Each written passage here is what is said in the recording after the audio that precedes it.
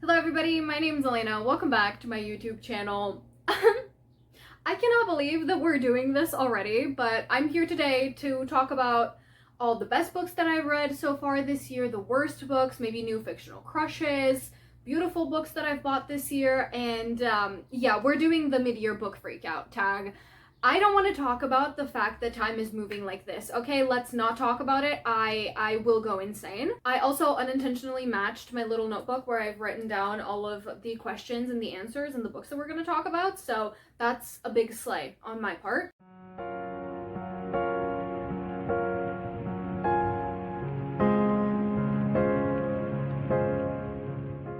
First question is best book you've read so far in 2024. And I went on my story graph and I was like, let's look at all the 5-star reads that I've had this year. And I had to pick from 6 books. I can't tell you how shocked I was when I eventually came to the decision that Losers Part 1 by Harley LaRue is actually my favorite 5-star read that I've read this year. This book is the first book in a duet. It's called The Losers Duet. Obviously this is the first book, that's why it's called Part 1. The second book is Losers Part 2. I love both books, but I gave 5 stars to the first one. The second one I gave 4.75 stars. That's still good, but we're not going to talk about the second book right now. We're focusing on the first. If you like white shoes romances, go for it. It is quite spicy, so if that's not something that you want to read, maybe don't pick this series up. I think all of Harley LaRue's books are quite spicy, so beware of that if you want to get into her books. I loved the depression, the anxiety representation, everything in it. The way that they were talking about the topics was so good, so real. I loved the characters themselves,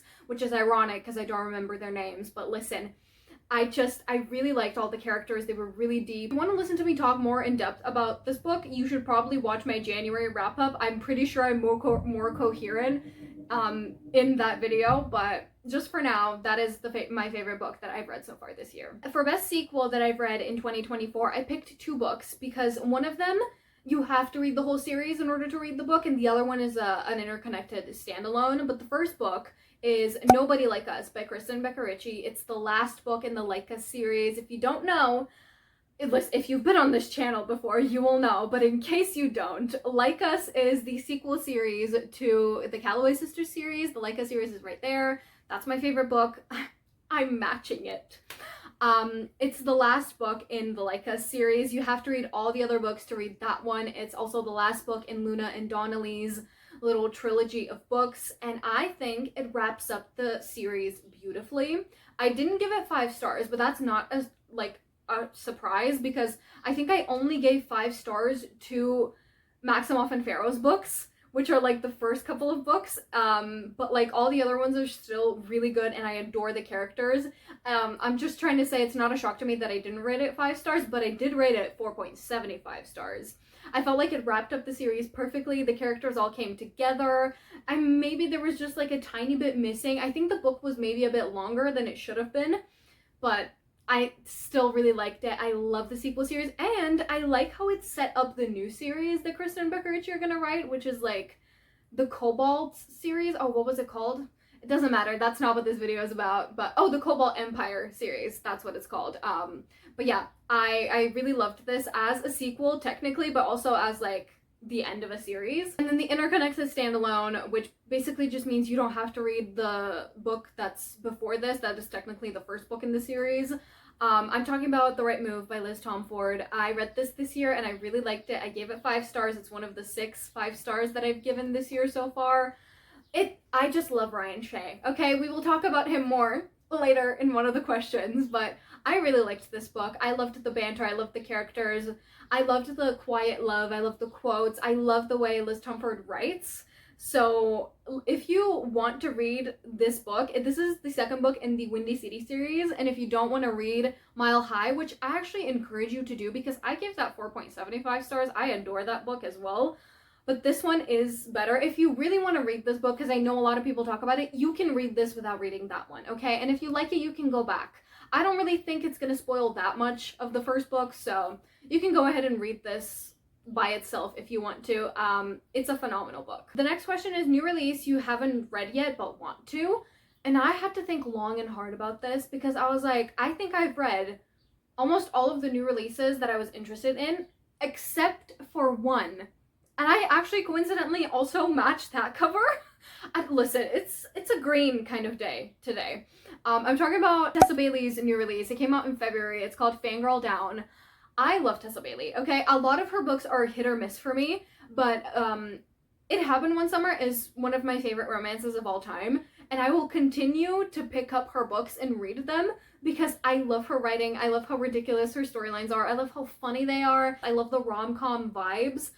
That kind of vibe in like a romance book is something that I love and want from time to time. So I will always pick up Tessa Bailey books. I just really haven't gotten around to reading this one. If you don't know what the book is about, it's about this girl who is this baseball player's biggest fan, and then his career kind of goes downhill. And she used to go to like every single one of his games, and then he shows up. Is it at her place or something? I don't know. And he's like, I need you to help me get like my career on the right path again. I don't know how they do that. I don't really know a lot about the book, but that sounds so fun. Oh my god, I really want to read it now. Oh, okay. I mean, if I end up reading it, you will see it in a wrap up, but now I'm really excited about it now that I've talked about it. I also had coffee before this, and I'm not very good at handling my caffeine. So if I seem very jittery, that's why. Most anticipated release for the second half of 2024. This one definitely has to go to Dishonestly Yours by Kristen Becker-Ritchie. This is the first book in their new series called The Threads We Weave, which, by the way, is a beautiful name for a series. But I'm so excited about this book, and I actually bamboozled myself and disappointed myself because I thought that it comes out June 2nd. And come June 2nd, I was like, oh my god, I'm gonna go on Kindle, I'm gonna see if it's there. It wasn't. Why? Because it comes out July 2nd. I don't know, I guess I was just too excited to read the book, but yeah, I was like, yeah, my book isn't shipped yet. Yeah, no shit, it hasn't come out yet, okay? And that's honestly the only book that I'm like really anticipating for the second half of the year. Now, on a more negative note, this next one is the biggest disappointment of 2024.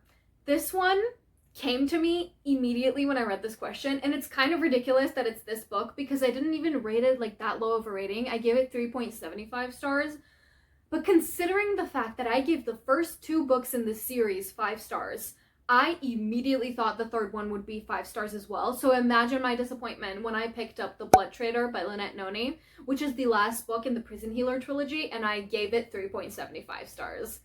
That was a really big low for me. I was really disappointed. Listen, the characters didn't feel the same characters as the second and first book.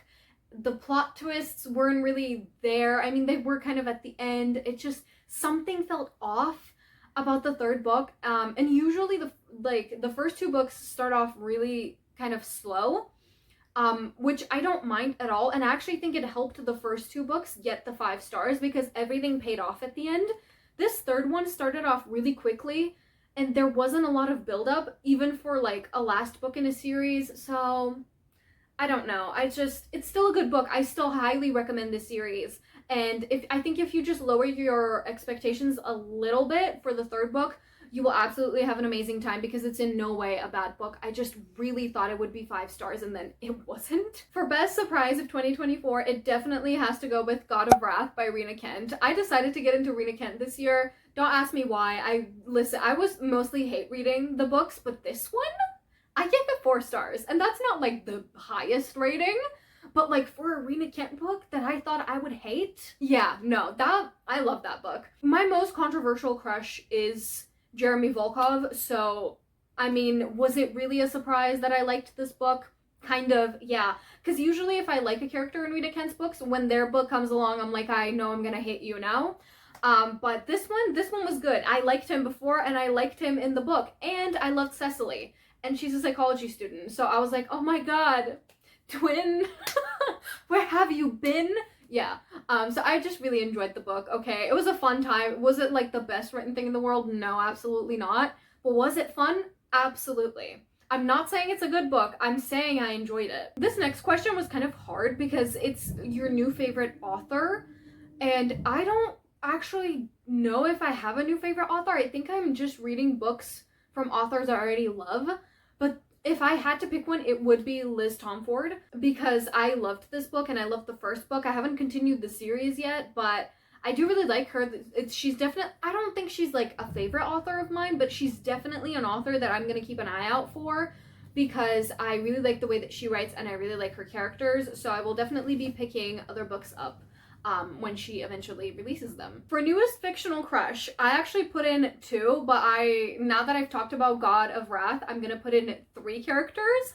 The first one is, I'm going to pick this book up again, okay? We knew this was coming. It's Ryan Shea from The Right Move. He's just the finest man I've probably ever read about. Okay, that's a stretch. I have other characters that I prefer over him, but he's still really good. It's just the quiet love that gets me. The acts of service in this book, the way that he listens to Indy, the way that he pays attention, the way that he loves her so tenderly and quietly, and the way that Indy never has to question whether he loves her or not because she just knows it even though he's not very good with words. Ryan Shea is just the blueprint, okay? He's such a good book boyfriend. Next fictional crush is actually Lo Moreland from Bride by Ali Hazelwood. Listen, I have a thing for werewolves and for alphas. Let's not get into it. I don't want to unpack all of that, but I really liked him in this book. I really enjoyed him. He was like this broody kind of character, but he really cared for Misery, and Misery's the female main character's name, by the way. Just go with it, okay? It's a vampire and werewolf romance. I'm fine with her name being a bit ridiculous. But I really liked him, okay? I just found him really hot, and I understand if other people don't, but I did, because this book did it for me. And then obviously I already talked about him, but Jeremy Volkov from God of Wrath. I kind of forgot about it, and now that I've talked about the book, I was like, oh my god, wait. I do actually really like him. Listen, is he really toxic? Yeah, of course he is. He's written by Rena Kent. But we all have our flaws, okay? And he is mine. Getting a bit sad. This is a book that made you cry. For this one, I have to go with House of Flame and Shadow by Sarah J. Maas. This is the 3rd installment of the Crescent City series. It came out this year. I read it as soon as it came out. This book, the end of it made me bawl my eyes out. I love this book. I adore this book. I know a lot of people were disappointed. I was not one of them. Because, I mean, I had my expectations the way that I should have had them from the beginning. I mean, I'm not trying to throw shade, but a lot of you out there had different expectations for this book that were kind of unrealistic. So, I mean, my expectations were right where they should have been, and I was not disappointed at all, and I really enjoyed this book. And yes, it did make me bawl my eyes out right at the end. Because of course it did. It's a Sarah J. Maas book. And to kind of counteract that, the next question is a book that made you happy. And this is, I guess, a bunch of books brought together because it's a manga series. I don't have the first volume, and I've already held up the second volume in a bunch of my videos, so we're gonna use the 3rd volume. But it's Kaiju number 8. This is my daughter, by the way. Look at her. I love her so much.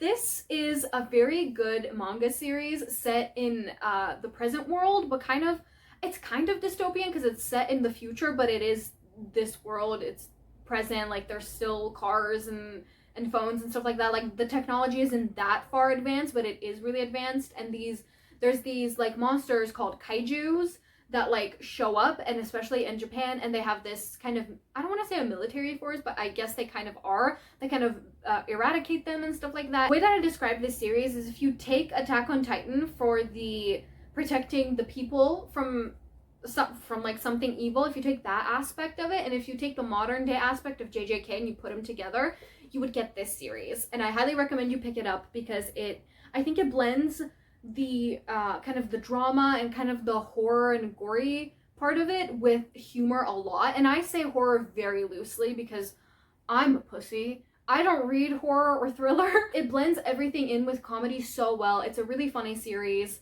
And the people that have picked it up after I've recommended it have also really liked it. So do with that what you will. For most beautiful books that I've bought in 2024, it's actually 2 books and they kind of go together. I have a reading vlog for this first one, and that is City of Bones by Cassandra Clare. This is the 10th anniversary edition. I recently reread it in a reading vlog, but look at it please. In the spine and the quote on the back, it says all the stories are true. Like I said, it's the 10th anniversary edition, so it has character art, it has the other characters inside along with the beautiful like end papers or whatever, and then on the other side there's Jace, which is the second main character. And then to go along with that, I also bought the 10th anniversary edition of Clockwork Angel. I bought this at the book fair that I went to. There's also a vlog about that, but like look at it. I love the red and the gold. It just looks so nice. And I love that because both of them are 10th anniversary editions, they kind of match each other. The quote on this one is, "This is your true self, Tessa. This power is who you are." This is the first book in the Infernal Devices, again with the end papers and the art of the characters inside, and then the other end paper right at the back. There's also illustrations throughout the books, but I'm not going to show you them because they might be spoilers, but these are definitely like the most beautiful books that I bought this year, or probably ever, because gorgeous. The last question is, what books do you need to read by the end of 2024? And for this one, I'm not going to specify a book or multiple books. I'm just going to say my physical TBR because it's actually really doable for me to do that by the end of this year. I don't have as big of a physical TBR as other people do. I don't want to pile up books is what I'm trying to say, so I don't let it get like too big. But yeah, and probably the books that I don't read by the end of 2024, I will either donate or sell or whatever, or gift it to someone. And that is the end of this tag video. This is always a really fun tag to do, right? Like at the middle of the year. I think it's a nice, good check-in point. And I guess I'll see you with this kind of video next year as well. But thank you so much for watching. You can like, comment, subscribe if you would like, and I will see you in my next video. Bye-bye.